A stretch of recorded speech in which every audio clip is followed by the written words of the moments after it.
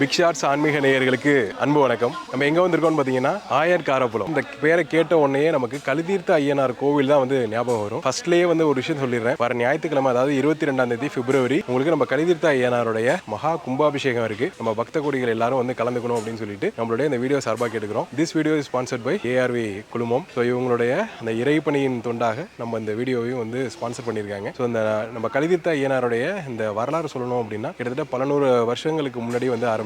அதாவது ஐயனாரே வந்து சுயம்புவாக தோன்றிய ஒரு ஐயனார் அப்படிங்கிற மாதிரி சொல்லுவாங்க. களி அப்படிங்கிறது வந்து கஷ்டம், நோய், பிணி இது எல்லாத்தையும் வந்து குறிக்கக்கூடிய ஒரு சொல். இது வந்து களி தீர்க்கும் ஐயனார் அப்படிங்கிற இந்த பெயர் தான் வந்து களி தீர்க்க ஐயனார் அப்படிங்கிற நம்ம இந்த பெயரை வந்து இன்னைக்கு வந்து அழைக்கிறோம். உள்ள வரும்போதே பாத்தீங்க அப்படின்னா நமக்கு வந்து மெய்சிலுக்க வைக்கிற அளவுக்கான குதிரை அமைப்புகள் வந்து இருக்கும். இது எல்லாமே வந்து ஒவ்வொருத்தவங்களுடைய வேண்டுதல் நிறைவேறதுக்காக அவங்க வந்து கட்டி விட்டுருக்குது. வெளிநாட்டு பயணம் போகணும், இல்லை இட பிரச்சனை முடியணும், இந்த மாதிரினா குதிரையெல்லாம் வந்து கட்டுறது வந்து வழக்கம். இன்னும் வந்து ஒரு மேலப்படி போய் இங்க வந்து நோய் தீர்ந்ததுக்கு அப்புறம் தன்னுடைய உருவ சிலையே வந்து மனித உருவங்களுடைய சிலையா வந்து அப்படியே வந்து கோயிலுக்குள்ள வந்து வச்சிருப்பாங்க. நிறைய இடங்கள்ல நீங்க வந்து போய் பார்க்கலாம், குதிரை இருக்கும், அது மாதிரி சின்ன சின்ன மண் சிலைகள் வந்து இருக்கும். ஆனா நம்ம கலிதீர்த்த ஐயனார் கோயில்ல மட்டும்தான் உங்களுக்கு ஆள் உயரத்துக்கான உண்மையான மனித உருவ சிலையே இங்க வந்து கோயில் முழுக்க நீங்க வந்து பார்க்க முடியும். அது மாதிரி நிறைய வந்து பார்க்கலாம். அதே மாதிரி குழந்தை வரம் வேண்டாங்க அப்படின்னா குழந்தையை தூக்கி வச்சிருக்க மாதிரியே உங்களுக்கு வந்து சிலையை வந்து செஞ்சு வைப்பாங்க. இது வந்து இன்னொரு விஷயத்துக்கு ரொம்ப ஃபேமஸ். என்ன அப்படின்னா அருள்வாக்கு சொல்லுவாங்க. அதாவது இந்த கலிதீர்த்த ஐயனார் கோயில்ல சொல்லக்கூடிய இந்த அருள்வாக்கு எப்படி இருக்கும் அப்படின்னா, பொண்ணு பார்க்கறதுக்காக வராங்க, இல்ல கல்யாணம் அமைக்கிறதுக்காக வராங்க அப்படின்னா பொண்ணு எந்த திசையிலேருந்து வரணும் மட்டும் சொல்ல மாட்டாங்க.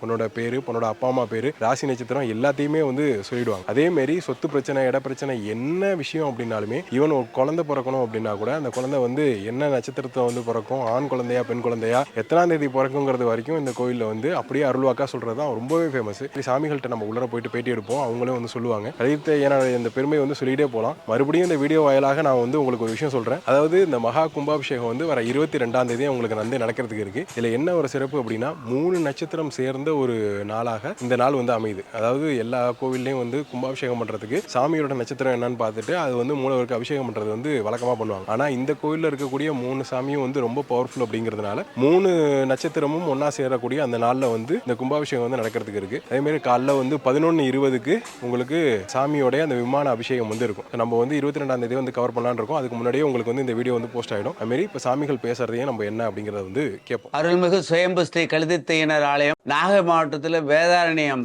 வேதேஸ்வரர் கோயிலிருந்து ஒரு 10 கிலோமீட்டர் மேற்கே அமைந்துள்ள சுயம்பாக, தென் தமிழகத்திலே சுயம்பாக அமைந்துள்ள ஒரு ஆலயம் சுயம்பு ஸ்ரீ கலிதீர்த்த ஐயனார். இது வரலாற்று முக்கியமானது. பெரிய கோயில் வேதேஸ்வரருடைய கோயில் கட்டும் போது, கட்டுமான தொழில் நடந்துட்டு இருக்கும்போது அதுக்காக அங்கிருந்த ஐயர்கள் அபிஷேகம் பண்றதுக்காக ஊர் புறா சுனாமி மாதிரி வந்து வெள்ளை காடா போட்டுனா நல்ல நீர் கிடைக்காததுனால நெடுவ தேடினாங்க. இந்த இடத்துல மட்டும்தான் மிகப்பெரிய காடு, அந்த இடத்துல ஓடையாக தண்ணி ஓடிட்டு இருந்துச்சு. அந்த ஓடி நல்ல தண்ணியா ஓடிட்டு இருந்தது இதை இருந்து எடுத்துட்டு போறதுக்கு முயற்சி பண்ணாங்க. அதனால இங்க ஒரு கட்டடம் கட்டி யாகசாலை வச்சு இங்கேருந்து தீர்த்தம் பண்ணி வேதேஸ்வரருக்கு அபிஷேகம் பண்ணாங்க. அந்த காலகட்டத்தில் அமாவாசை அன்று வானத்திலிருந்து ஒளி வந்து இறங்குவதாக காட்டுக்குள்ள தெரியும், மேற்கு பகுதியில்.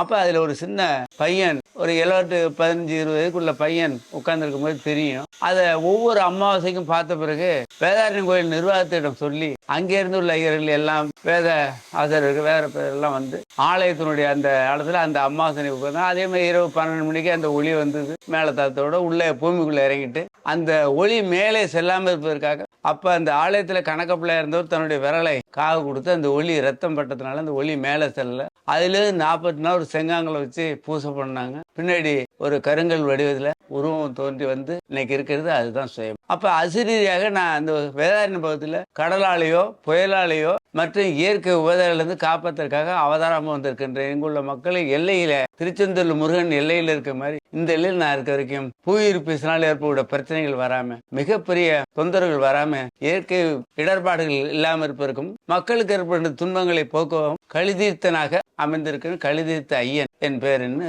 சொன்னார். அதுக்கு முன்னாடியாக கருப்புசாமியும் வீரனையும் வைத்துள்ளேன். இந்தந்த இடத்துல அமையன்னு சொல்லி அது சொன்னதுனால இங்க வீரன் அப்படிங்கிற சாமியும் கருப்பன் தூண்டிக்கார சுவாமின்னு 2 சாமி இருக்கு. அதனால மக்கள் வந்து அப்புறம் ஐயன் அவர்கிட்ட என்ன கேட்டாங்கன்னா, எங்களுக்கு என்ன குறைனாலும் நான் தீர்க்கிறேன்னு சொன்னார். அதனால குழந்தை இல்லாதவங்களுக்கு குழந்தை, கல்யாணம் ஆகுது கல்யாணம், என்ன நினைக்கிறாங்களோ அதுக்கெல்லாம் வேண்டிக்குவாங்க, பொங்கல் வைப்பாங்க. பழங்காலத்தில் அப்படியே வந்து அப்புறம் கிடா வெட்டுதல், நாடகம் வேண்டுதல், அவங்கள போல சிலை எடுத்து விடுதல், இது மாதிரிலாம் செஞ்சாங்க. உடம்பு சிக்கனா ஒரு சிலை எடுத்து விட்றேன், என் உடம்பு சரியாயிடணும். குழந்தை இல்லைன்னா கையில் பிள்ளை இருக்க மாதிரி சிலை எடுத்து விட்றேன். அந்த கேஸ் முடிஞ்சிச்சுன்னா ஒரு ராத்திரி நாடாக வைக்கிறேன், 10 கிடா வெட்டுறேன், நான் குதிரை சிலை எடுத்து விட்றேன் அப்படின்னு சொல்லி இப்படிலாம் வேண்டிட்டு நம்ம ஆலயத்தில் சிறப்புன்னா அவங்கள போல உருவம் எடுத்து விடுறது அதிசயம். ஆலயத்தில் நிறைய குதிரை கட்டி விடுவாங்க. வருடத்துக்கு ஒரு 50-60 நாடகங்கள் நடக்கும். தினந்தோறும் வெள்ளி செவ்வாய் இது ஞாயிறு தவிர மற்ற நாள் எல்லாமே கிடாவட்டு உண்டு. அமாவாசை, பருவம், ஞாயிறு இது 3 தினங்களை தவிர மற்ற நாள் தினம் கிடாவட்டு உண்டு. மக்கள் அருளாக்கு வந்து இப்போ 87ல் நான் ஆரம்பித்தேன். அதுக்கு முன்னாடி அருளாக்கெல்லாம் வராது. பெண்கள்லாம் இங்கே வரமாட்டாங்க, இருட்டுலாம் போது நடக்கும். நான் 87ல் வந்து ஆலயத்தில் அருள்வாக்கு தொடங்குறதுக்கு பிறகு மக்கள் எல்லாம் பகலில் வர ஆரம்பித்தாங்க. அப்புறம் பெண்கள்லாம் வர ஆரம்பித்தாங்க. எல்லா மதம் எல்லா இனமும் வந்தாங்க.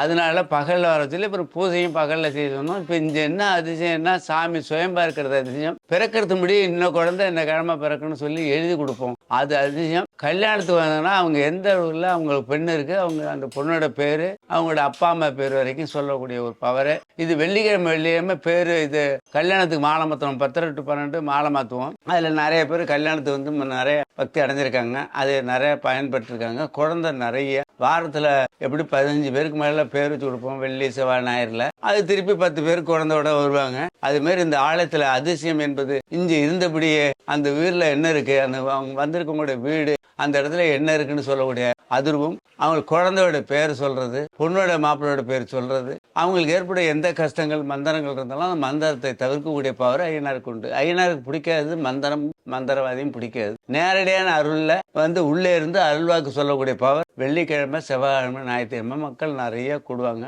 இது 3வது. எங்களுக்கு தெரிஞ்சு நான் 5 கும்பாபிஷேகம் நடந்திருக்கு. ஆனால் நான் தலைப்பட்டு 87 பிறகு 99 ஒரு கும்பாபிஷேகம், 12ல் ஒரு கும்பாபிஷேகம், இப்போ 26ல் ஒரு கும்பாபிஷேகம்னு பண்ணுறோம். இந்த கும்பாபிஷேகத்தில் என்ன சிறப்பு அப்படின்னா ஒவ்வொரு இதில் இன்னும் ஆலயத்தில் விசேட தினங்கள் இருக்கு. அப்படின்னா சித்திரை 1 தங்க கூரை திருவிழா இல்லாமல் இருந்துச்சு. என்கிட்ட தங்க கூரை வேணும்னு கட்டிச்சு. அதனால திடீர்னு 18 நாளில் தங்க கூரை திரும்பணும். பிரம்மாண்டமான கூட்டம், சிறப்பான மக்களே அதிர்ச்சி அடைகிற அளவுக்கு கூட்டமும் சிறப்பான வரும். சித்திரை 1 திருவிழா இருக்கு. அதே மாதிரி லட்சரித்தனை வேணும்னு முன்னாடி கேட்டுச்சு. அதனால 92ல் 1992ல் லட்சரித்தனை வேணும்னு கேட்டதுனால 92ல் மேலே 2001லாம் தொடர்ந்து கொண்டு வர ஆரம்பித்தோம். இன்னைக்கு 26-27 வருஷமா லட்சரித்தனோடு அதுவும் மிக சிறப்பு. இந்த ஆலயத்து சிறப்பு நாடகம் ஆடுறது, கூத்து கட்டி அடிக்கிறதுனா அர்ச்சந்திரா, மகாத்மா, இது மாதிரி நல்ல நாடகங்கள் வைப்பாங்க, புராண நாடகங்கள். அப்புறம் வருகின்ற பக்தர்களுக்கு என்ன வேணுமோ அதை செய்யக்கூடிய வேண்டிக்கிட்ட எல்லா வேலை, இப்போ வெளிநாடு போகிறது, வீடு கட்டுதல், கோர்ட்டு கேஸு எல்லா பிரச்சனைக்கும் இங்கே வரலாம். சிறப்பான இந்த ஆலயத்தில் வந்து வேண்டிக்கிட்டு போனாலே சில காரியங்கள் ஆகும். அவங்களுக்கு சந்தேகத்தை தீர்த்துக்க மட்டும் தான் ஆலயத்தில் அருள்வாக்கு. மற்ற விஷயம்லாம் நேரடியாகவே உள்ளூர் மக்கள்லாம் வேண்டிக்குவாங்க. நேரடியாக அதை உடனே சாமி செய்யக்கூடிய பவர் உண்டு. குடிக்காம கயிறு போடுறது, வெளிநாடு போகிறதுக்கான தடைகள் நீக்கிறது, மந்திரத்தால் பாதிக்கப்பட்டவங்களுடைய குறைகளை சரி செய்யறது, அப்புறம் வேலை வாய்ப்புக்கு பரிசு எழுதுறவங்கலாம் வந்து கேட்பாங்க, அதுக்கு பண்ணுறது.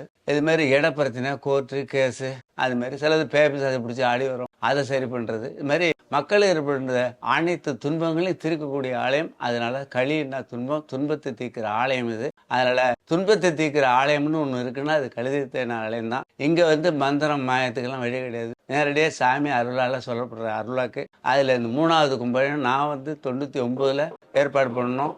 நாங்கள் எல்லாம் பண்ணி ஒரு ஊரில் கமிட்டின்னு போட்டு அதில் என்ன ஹரிகிருஷ்ண தலைமையில் ஊரில் உள்ள முக்கியத்தெல்லாம் சேர்த்து கமிட்டின்னு வச்சோம். அவங்க தலைமையில் 99, 2012, அதுக்கு அடுத்தபடி இப்போ 2026 கும்பாபிஷேகம் நடந்துட்டு இருக்கு. ஊர் மக்கள் எல்லாருமே இளைஞர்லேருந்து பெரியவங்கலேருந்து கமிட்டியோடையும் ஊர் மக்களும் ஒத்துழைத்து இந்த கோயிலோட வளர்ச்சிக்கு எல்லாருமே பாடுபடுறாங்க. கோயில் நம்ம கோயில்னு ஒவ்வொருத்தருக்கும் குலதெய்வத்தை மறந்துட்டாங்க. கழித்தனால்னா அனைத்து வீட்லேயும் ரொம்ப மகிழ்ச்சியாக சந்தோஷமாக நம்ம ஊர் மட்டும் இல்லை, பக்கத்தில் உள்ள எல்லா கருப்பம்பலம், தென்னம்பலம், பத்திரிகுளம், பன்னாள், இந்த மாதிரி பக்கத்தில் உள்ள ஊர்களும் அடுத்த மாவட்டத்துக்காரங்களும் கழித்தனால்னா ஒரு பெரிய ஆச்சரியப்படுற அளவுக்கு எல்லாத்தையும் மனசில் பதிஞ்சு போன ஆலயம். இந்த ஆலயத்துக்கு நடக்கிற இந்த கும்பாபிஷேகத்தில் என்ன சிறப்புன்னு சொன்னால் நட்சத்திரம் 3 நட்சத்திரம் கூடி வரக்கூடிய நாளில் கும்பாபிஷேகம். ஏன் 3 நட்சத்திரம்னா ஐயனாருக்கு வந்து மக நட்சத்திரம், ஐயனாருக்கு மக நட்சத்திரம், கருப்பண்ணசாமிக்கு அஷ்ட நட்சத்திரம், வீரனாருக்கு ரோஹிணி நட்சத்திரம். இந்த 3 ஒரு நாளில் கூடக்கூடிய டைம் அந்த 10 to 11. அதனால தான் ஞாயிற்றுக்கிழமை வச்சிருக்காங்க. சில நாள் மூலவருக்கு மட்டும் நட்சத்திரம் பார்ப்பாங்க, அதை வச்சு தான் கும்பாபிஷேகம் ஆகும். இங்கே 3 பவரான சாமியாக இருக்கிறதுனால கருப்பண்ணசாமியும் சரிதான், வீரன் சரிதான். கழித்தனாள் வீரனா எல்லாரும் பயப்படுவாங்க.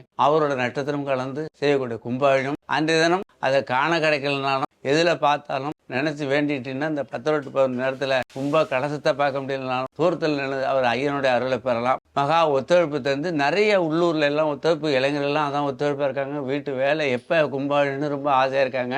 அதனால இந்த பதிவை செய்கின்ற பார்க்கின்ற அத்தனை பக்தர்களும் ஆலயத்தினுடைய அருளை பெற்று பல்லாண்டு வேணும். நீங்கள் நினைச்ச காரியங்கள் எல்லாம் நடைபெறணும். நீண்ட ஆயுசையும் பூர்ண ஆரோக்கியத்தையும் கொடுத்து நலமும் வளமும் கூடி இருக்கணும். இன்னிலிருந்து எல்லாருக்கும் எல்லா வளமும் பெறணும், நலம் பெறணும். வாழ்த்துக்கள். ஐயனுடைய அருளால எல்லாரும் நல்லா இருக்கணும், நீண்ட ஆயுசோட. வணக்கம். சாமிகள் சொல்கிறது எல்லாத்தையும் நீங்கள் வந்து கேட்டிருப்பீங்க. கேட்கும்போது நமக்கே வந்து பார்க்கறதுக்கு மெய்சிலிப்பாக வந்திருக்கும். அதுமாரி நீங்கள் கோவிலுக்கு முன்னாடியே வந்திருக்கீங்களா? இந்த குதிரைகள் எல்லாத்தையும் பார்த்துருக்கீங்களா? உள்ள இருக்க சில அமைப்புகள் எல்லாமே பார்த்துருக்கீங்களா? அப்படிங்கிறத நம்ம வீடியோ கீழே சொல்லுங்கள். யாகசாலையெல்லாம் ரொம்ப விமர்சையாக வந்து ரெடி ஆகிட்டு இருக்கு. நம்ம மன்னார்குடியில் யாகசாலை அமைச்சிருந்தாங்களே, அவங்க தான் இங்கேயும் வந்து யாகசாலை போட்டிருக்காங்க. இங்கே வந்து யாகசாலை நல்லா பிரம்மாண்டமாக அவ்வளோ அழகாக வந்துருக்கு. நம்ம அந்த காட்சிகள்லாம் வந்து போடுறோம், அதையும் நீங்கள் வந்து பார்த்துக்கலாம். This video is sponsored by ARV. என்றும் இறைப்பணியில் நம்மளுடைய ஏஆர்வி அவங்க தான் நம்ம இந்த வீடியோவையும் வந்து ஸ்பான்சர் பண்ணியிருக்காங்க. ரொம்பவே சந்தோஷம். நீங்கள் இதுக்கு முன்னாடி அயன்காரபுரம் கலிதீர்த்த ஐயனார் கோவிலுக்கு வந்திருக்கீங்க அப்படின்னா கண்டிப்பாக அதை நம்ம வீடியோ கீழே வந்து மென்ஷன் பண்ணுங்க. நீங்கள் நம்ம அயன்காரபுரத்துலேருந்தே வீடியோ பார்க்குறீங்க அப்படின்னா ஐம் ஃப்ரம் அயன்காரபுரம் அப்படிங்கிறதையும் வீடியோ கீழே கண்டிப்பாக வந்து கொடுங்க. இன்னொரு ஆலய தரிசனத்தில் சந்திப்போம். நன்றி, வணக்கம்.